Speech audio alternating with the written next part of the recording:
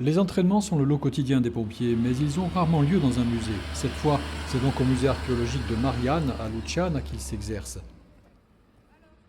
À leur arrivée, les pompiers sont accueillis par la directrice du musée. Évacuer le public, mais on a quelqu'un qui est bloqué là-haut en R+2 côté ouest. Sur le toit. Sur le toit, tout à fait. Et il va falloir protéger dès que possible les œuvres, tout en essayant de l'évacuer. Voilà, par rapport à ce plan, le feu se situe où? Au même étage. Au même Il étage. se situe dans cet espace-là. D'accord, c'est séparé.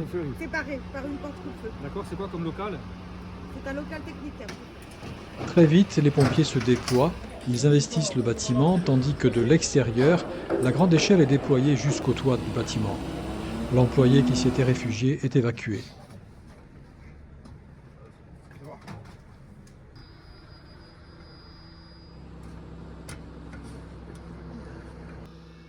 Pendant ce temps, dans les galeries, il faut protéger les objets, à commencer par ceux qui sont prêtés par d'autres musées ou des particuliers pour une exposition temporaire.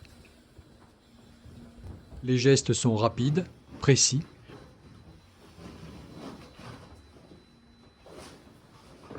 Même Marius est bien traité, c'est le chef militaire romain qui a créé la cité de Marianne il y a fort longtemps.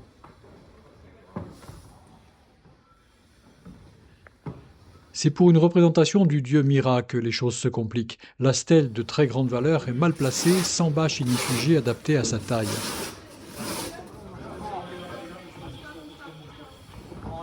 Les pompiers hésitent, puis renoncent. Il faudra en tirer les enseignements. Mis à part un petit souci technique au niveau de la mise en place de la bâche de protection sur ces œuvres-là, donc qui sont des œuvres de Mitra, quelque chose qui est assez rare, donc qui va ouvrir justement, avec le SDIS et le musée, un travail d'amélioration technique sur ce bâchage-là. Après 1h30, c'est la fin de l'exercice. Tout le monde se regroupe pour faire le point. Alors cet exercice est très concluant, à plusieurs titres. Déjà, nous, en tant qu'équipe du musée, il nous permet de vérifier si la procédure interne qu'on a mise en place fonctionne. C'est-à-dire si chaque membre de l'équipe sait ce qu'il a à faire en cas de nécessité et d'évacuation du public et d'évacuation d'une personne qui est en danger sur la terrasse, plus déclenchement d'un feu qu'il va falloir faire maîtriser par les pompiers et surtout derrière déclencher notre plan de sauvegarde des œuvres qui va permettre de protéger les œuvres désignées dans le plan. Donc à ce premier titre déjà c'est très important d'avoir réussi à mener cet exercice.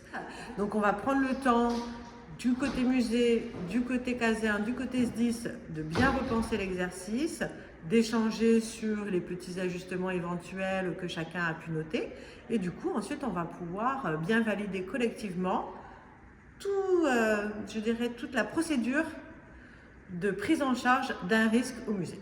Ce sont des exercices qui pour nous sont très importants. Ils nous permettent de reprendre nos gammes, ils nous permettent de nous habituer à intervenir dans des contextes un peu particuliers sur des missions que nous ne pratiquons pas tous les jours. Il y a toujours des choses à améliorer, nous avons toujours des leçons à en tirer, que ce soit dans le cadre de nos procédures internes, que ce soit dans le cadre de nos échanges avec les responsables municipaux ou d'équipes du musée. Donc ça fait l'objet de retours d'expérience et de processus, d'amélioration continue de nos processus opérationnels. Dans les prochains jours, un bilan complet sera fait entre tous les partenaires de l'opération, après quoi un plan d'entraînement des pompiers sera étendu à d'autres monuments et édifices qui abritent des œuvres patrimoniales en Haute-Corse.